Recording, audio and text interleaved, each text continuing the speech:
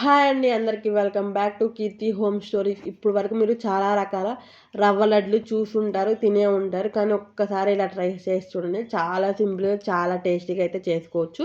ఇవాళ నేను మీకైతే స్వీట్ షాప్ స్టైల్ రవ్వ లడ్లు ఎలా చేసుకోవాలో ఏంటో చూపిస్తా, వచ్చేసేయండి. ఫస్ట్ అయితే కడాయి పెట్టేసుకొని దాంట్లోకి అయితే ఒక కప్పున్నర సూజీ రవ్వ అయితే వేసుకోవాలి. అది సూజీ రవ్వ అంటే మనం ఉప్మా చేసుకున్నాం కదండి, బొంబాయి రవ్వ. అది వేసుకొని లో ఫ్లేమ్లో 5 నుంచి 6 నిమిషాలు బాగా దీన్ని ఫ్రై చేసుకోవాలి. సో దీంట్లోంచి స్మెల్ అంతా బయటకు వస్తుంది కదా, సో అది మనకి రావడానికి ఒక 5 నుంచి 6 నిమిషాలు టైం పట్టిద్దండి లో ఫ్లేమ్లో వేయించుకుంటే.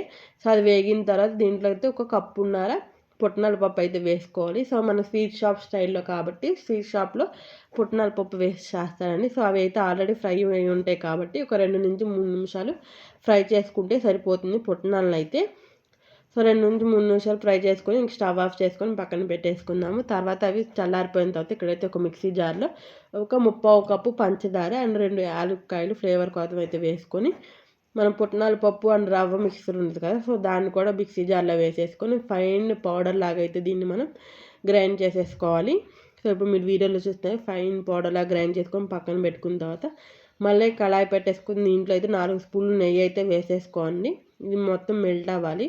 సో అది మెల్ట్ అయ్యేలోపు ఒక చిన్న రిక్వెస్ట్ అండి, ఫస్ట్ టైం ఎవరైతే మన ఛానల్ చూస్తున్నారో ప్లీజ్ సబ్స్క్రైబ్ చేసుకొని వీడియోస్ని అయితే కంటిన్యూ చేయండి.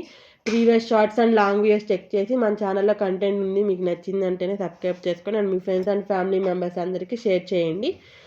సో అది మెల్ట్ అయిన తర్వాత మనం మిక్సీ పట్టుకున్న పౌడర్ అయితే దీంట్లో వేసేసుకొని మనం వేసుకున్న పౌడర్కి నెయ్యి అంతా బాగా పట్టేలాగా ఒక 2 నుంచి 3 నిమిషాలు బాగా వేయించుకుంటే మనకు దీంట్లో ఉన్న ఫ్లేవర్ అరోమా అంతా మనకి పౌడర్కి నెయ్యిలో ఉన్నదంతా పట్టి చాలా బాగుండిద్దండి రవ్వ. ఇలా ఫ్రై చేసుకున్న తర్వాత దీనికి స్టవ్ ఆఫ్ చేసేసుకొని ఒక 50% అలా కూల్ డౌన్ అయ్యేంత వరకు దీన్ని అయితే మనం అలా పక్కన పెట్టేసుకుందాము. సో దీన్ని ఇలా మనం పక్కన పెట్టేసుకున్న తర్వాత బాగా మిక్స్ చేసేసుకోవాలి. అంటే ఎందుకు అంటే మనం వేసుకున్న నెయ్యి పిండి మొత్తానికి పట్టాలి కాబట్టి ఒక్కసారి మీరు చేతితో కూడా బాగా ఇలా ఇప్పుడు నేను మీకు వీడియో చూపిస్తున్నట్టు దీన్ని చేసుకుంటే మనకి ఏంటంటే లడ్డూలు చుట్టుకోవడానికి చాలా ఈజీగా అయితే వస్తుంది. సో ఇక్కడైతే ఇంక మనమైతే మీకు ఏ సైజ్ కావాలంటే ఆ సైజ్ ఇంకా లడ్లు అయితే చుట్టుకోవచ్చు అండి. చాలా సింపుల్గా చాలా హెల్తీగా అయితే చేసుకోవచ్చు.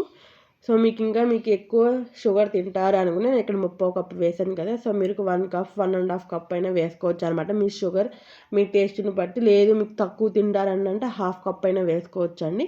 సింపుల్గా మీకు ఏ సైజులో కావాలంటే ఆ సైజు రవ్వ లడ్డూలు చేసేసుకొని సర్వ్ చేసుకోవచ్చు. ఇది ఒక ఎయిర్ టైట్ కంటైనర్లో పెట్టుకుంటే 1 వీక్ to 10 డేస్ అయితే హ్యాపీగా తినొచ్చు అండి. ఈ రవ్వ లడ్లు అయితే చాలా సింపుల్గా చేసుకోవచ్చు. నేనైతే మీకు అప్కమింగ్లో పాకంతో రవ్వ లడ్లు అండ్ పాలతో చేస్తారనమాట మా అత్తయ్య అయితే.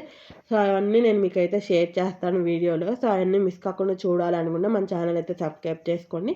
సో ప్రీవియస్ వీడియోస్ కూడా చెక్ చేసి లైక్ చేయండి, షేర్ చేయండి, సబ్స్క్రైబ్ చేసుకోండి. మరిన్ని వీడియోస్ కోసం మన ఛానల్ మీద అయితే కన్ను వేసేయండి. మీకు ఇంకా ఎలాంటి వీడియోస్ కావాలో కూడా నాకైతే కామెంట్ సెక్షన్లో కామెంట్ చేసేయండి. Thank you for watching. Subscribe to more.